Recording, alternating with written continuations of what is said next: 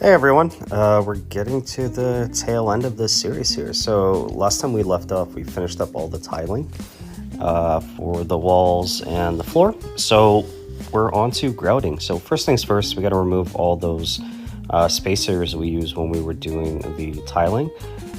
With subway tile, it's super time consuming, so I've sped this up quite a bit. I'm using a pair of needle nose pliers as well as lineman's pliers just to make it easier. And then just to be a little bit more proactive, I'm using a multi-tool here with a grouting blade attachment and just running through all the lines just to make sure I have enough room for all the grout, just to be a little bit more proactive and double check.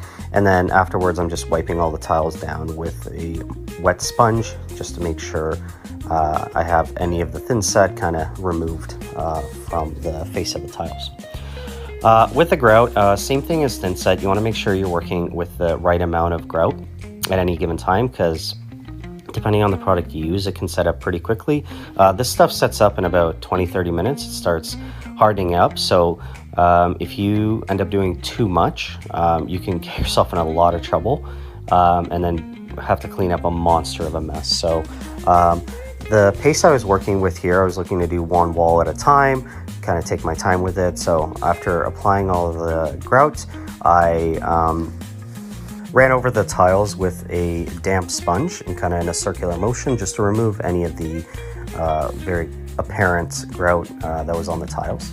After about 15 minutes, when it starts hardening up a little bit, that's when you're going to take not a dry, but I would say not a damp, just a little bit damp sponge, and then just run on a diagonal from one corner to the other, just using one side of the sponge at a time. So don't go over multiple areas with the same side of the sponge. You kind of want to go from in one stroke from diagonally, and then turn the sponge. And the sponge will have 6 different sides, so you can do that and then wash the sponge and then continue doing that. That gets rid of any residual kind of grout that's left on the actual tiles.